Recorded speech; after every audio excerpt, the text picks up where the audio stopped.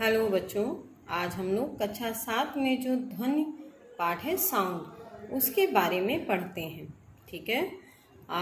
ध्वनि जो है आप लोग जानते हैं, बाहर निकलते हैं तो चिड़ियों की आवाज़ है, मोटर की आवाज़, घड़ी की आवाज़, आपस में बातचीत करने की आवाज़, कई तरह की आवाज़ें हमको सुनाई देती हैं। इन आवाज़ से हम लोग परिचित होते हैं।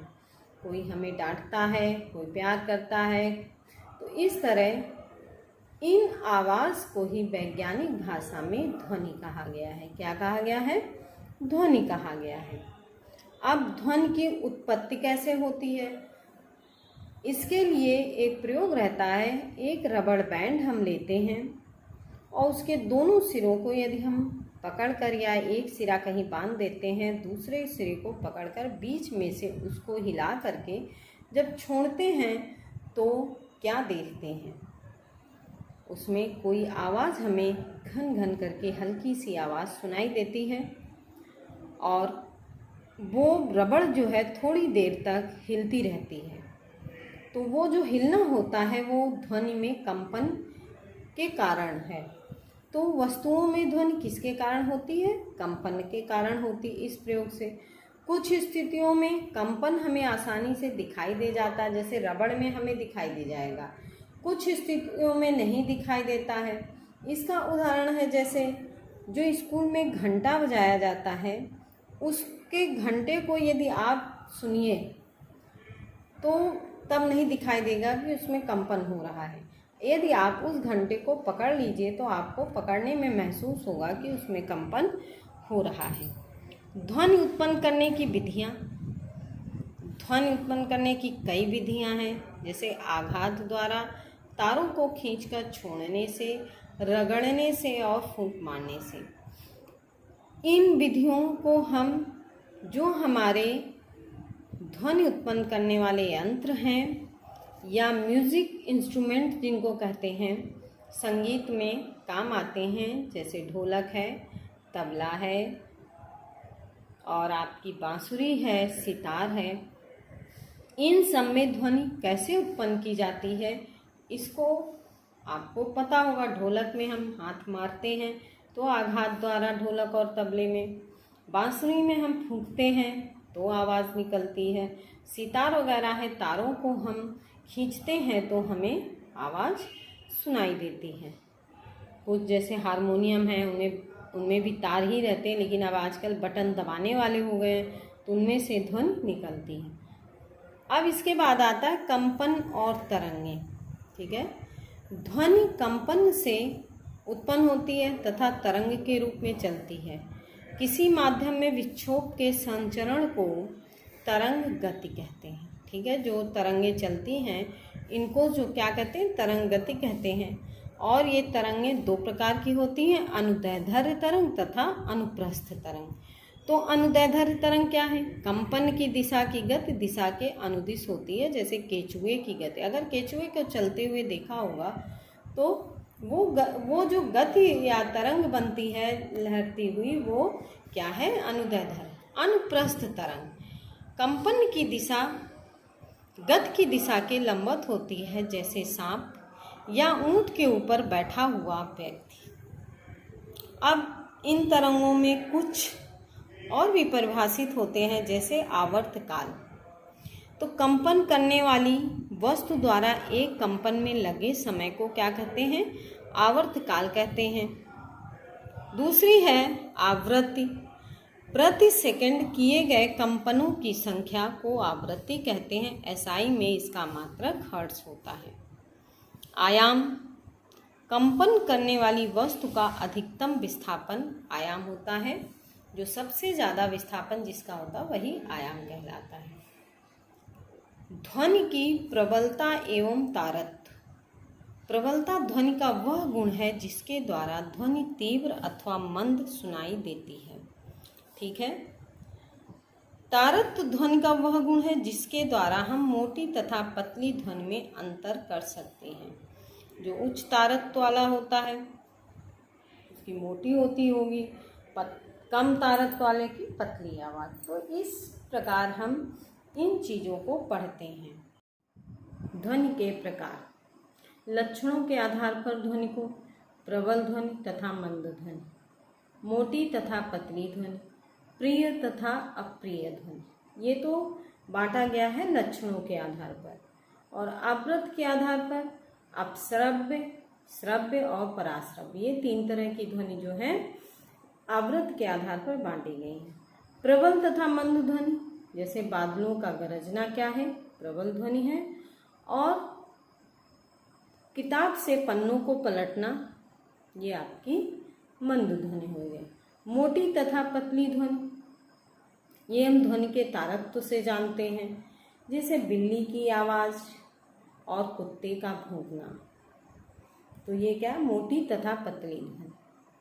प्रिय तथा अप्रिय ध्वनि, ये क्वालिटी के आधार पर होती है, प्रिय तथा अप्रिय ध्वनि। हम लोग जो है क्वालिटी के आधार पर देखते हैं प्रिय तथा अप्रिय ध्वनि। जो हमारे कानों को अच्छी लगती है वो ध्वनि प्रिय होती है, और जो हमारे कानों को अच्छी नहीं लगती वो ध्वनि अप्रिय होती है। ठीक है, अब हम देखते हैं आवृत्ति के आधार पर जो हमारी ध्वनि बांटी गई हैं उनमें कुछ ध्वनि, जैसे अपश्रव्य ध्वनि, श्रव्य ध्वनि, पराश्रव्य ध्वनि, इनकी परिभाषाएं अपनी अलग अलग बताई गई हैं।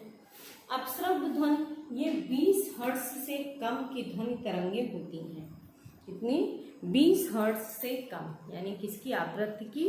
आवृत्ति का मात्रक क्या बताया था, हर्ट्ज में, तो इसे हर्ट्ज में ही लिखा गया है। तो क्या हो गई, हमने 20 हर्ट्ज से कम आवृत्ति की ध्वनि तरंगें होती, ये बहुत बड़े आकार वाली वस्तुओं के कंपन से उत्पन्न होती हैं। इस ध्वनि को मनुष्य नहीं सुन सकता है, किंतु कुछ जंतु जैसे हाथी, कबूतर आदि सुन सकते हैं, जैसे भूकंप से उत्पन्न ध्वनि तरंगें। अब आता है श्रव्य ध्वनि।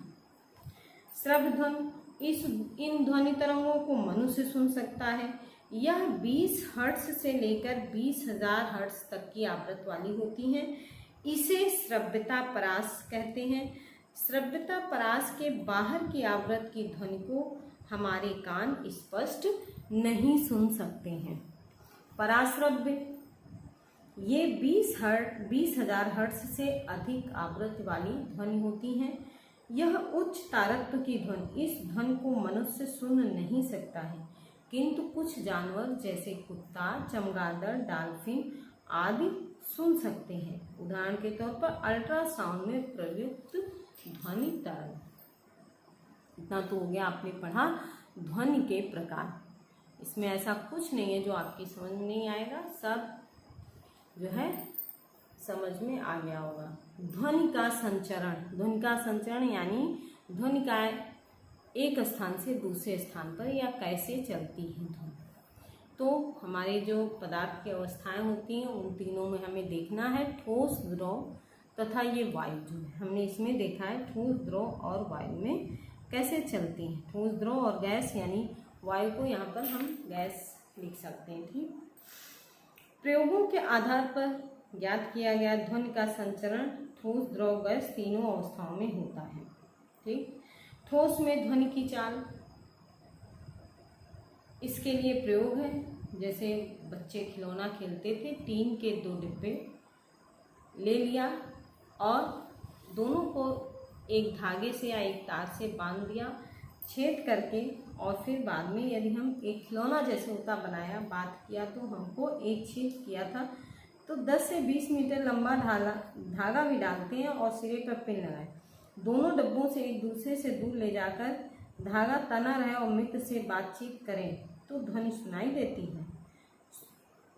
ठीक है, हमें ध्वनि थोड़ी सुनाई देती है। इसी तरह मेज पर एक तरफ कान लगाइए, दूसरी तरफ कोई व्यक्ति जब ठोंकता है या कुछ बजाता है तो वो ध्वनि हमें सुनाई देती है। ठोस में ध्वनि की चाल सबसे अधिक होती है। आता है द्रव में। द्रव का आपको यहाँ पर एक प्रयोग दिया गया है, बताया है हमने। ये ग्लास है, सूखा ग्लास है, इसमें हमने पानी भर लिया है और 2 पत्थर ले लिए हैं दोनों पत्थर को जब हम पानी के अंदर टकराते हैं तो दोनों पानी के अंदर टकराएं तो क्या होता है, हमें ध्वनि बाहर सुनाई देती है। तो इससे यह अर्थ भी निकलता है कि ध्वनि का संचरण पानी में भी होता है। ठीक, जब कोई वस्तु वायु में कंपन करती है तो सबसे पहले निकट के वायु कणों में कंपन करती है और ये कण आगे के कणों को भी कंपित कर देते हैं। ठीक, इसके लिए भी एक प्रयोग दिया गया है, आपकी किताब में है कि कांच का एक सूखा ग्लास लीजिए और ग्लास इतना बड़ा आपका हो जिसमें एक छोटा सेल फोन जो होता है वो पूरा का पूरा आ जाए। ठीक है, अब इस पर किसी दूसरे फोन से रिंग करिए और देखिए क्या होता है। क्या आपको घंटी सुनाई देती है? तो हाँ, सुनाई देती है। लेकिन अब ग्लास को हाथ में पकड़कर मुंह के खुले सिरे से सटाकर रखिए, अपने मिट से पुनः करिए तो ग्लास में से वायु को मुंह द्वारा खींचते हुए घंटी की आवाज़ को सुनने का प्रयास कीजिए। क्या महसूस होता है? पहली स्थिति में घंटी आवाज़ उपस्थित वायु के कारण हमें सुनाई देती है। दूसरी स्थिति में वायु खींचने पर ग्लास के अंदर की वायु कम हो जाती है जिससे घंटी की ध्वनि कम होती जाती है। यानी वायु यदि पूरा खींच लिया जाए तो उसके अंदर हमें ध्वनि नहीं सुनाई पड़ेगी और इससे यह निष्कर्ष निकलता है ध्वनि का संचरण वायु में भी होता है और वायु के न रहने यानी निर्वात में ध्वनि का संचरण नहीं होता है। इससे स्पष्ट है ध्वनि संचरण के लिए माध्यम की आवश्यकता होती है। ठोस, द्रव तथा गैस तीनों अवस्थाओं में ध्वनि का संचरण होता है। ध्वनि का परावर्तन, किसी माध्यम से टकराकर ध्वनि का पुनः उसी माध्यम में वापस आना ध्वनि का परावर्तन कहलाता है। प्रकाश की बात धातुएं भी ध्वनि की अच्छी परावर्तक होती है तथा थर्माकोल, कार्प, कपड़ा ये ध्वनि के अवशोषक होते हैं। सभी पदार्थों में ध्वनि का परावर्तन एक समान नहीं होता है। नेक्स्ट हेडिंग आती है आपके यहाँ प्रतिध्वनि। किसी पहाड़ी के पास या किसी बड़े हॉल में चिल्लाने पर हमें वही ध्वनि दोबारा सुनाई देती है, इसे हम प्रतिध्वनि कहते हैं। यह ध्वनि के परावर्तन के कारण होती है। देखिए लिखा हुआ है, जब हम बोलते हैं तो वही ध्वनि जब हमें दोबारा सुनाई देती वही इको या प्रतिध्वनि कहलाती है।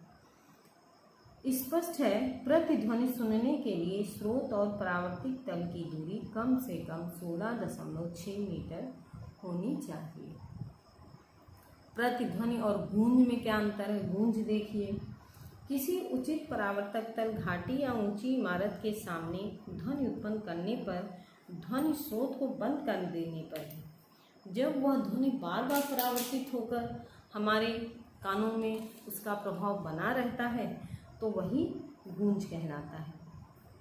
प्रतिध्वनि में ध्वनि का परावर्तन केवल एक बार होता है जबकि गूंज में ध्वनि का परावर्तन बार बार होता है। यही प्रतिध्वनि और गूंज में अंतर है। प्रतिध्वनि के क्या उपयोग है? जल में स्थित वस्तुओं की गहराई नापने में, चमगादड़ द्वारा अवरोधों से बचने में, कीटों द्वारा भोजन की खोज में, समुद्र में पनडुब्बी की स्थिति ज्ञात करने में। अब आपके यहाँ जो नई हेडिंग दी गई है किताब में, मनुष्य द्वारा उत्पन्न ध्वनि तथा उसका श्रवण। अब मनुष्य तो कान से ही सुनता है, वस्तुओं में कंपन द्वारा ध्वनि उत्पन्न होती, ये सब आपने अभी हम लोगों ने पढ़ा है। ठीक है, म्यूजिकल और नॉइस यानी शोर और सुस्वर में क्या अंतर है? नियमित और आवर्ती कंपनों से उत्पन्न ध्वनि जो कान को मधुर प्रभाव डालती है वह सुस्वर कहलाती, जैसे कोयल है। संगीत में वाद्य यंत्र जब बजते हैं। अनियमित या अनावर्ती कंपन से उत्पन्न ध्वनि जो हमारे कानों को बिल्कुल अच्छी नहीं लगती है वह शोर कहलाती है, जैसे उच्च स्वर में बात करना, लाउड स्पीकर का तेज बजाना, पटाखों का फूटना, ये सब शोर कहलाते, हमें अच्छे नहीं लगते हैं। ध्वनि की वायु में चाल 332 मीटर प्रति सेकेंड होती है। इसको भी क्योंकि कंपटीशन का ये क्वेश्चन आपके यहाँ का है। आपका ये पार्ट ध्वनि साउंड का ख़त्म होता है। आपको ये अच्छा लगा हो तो इसे लाइक और सब्सक्राइब अवश्य करें।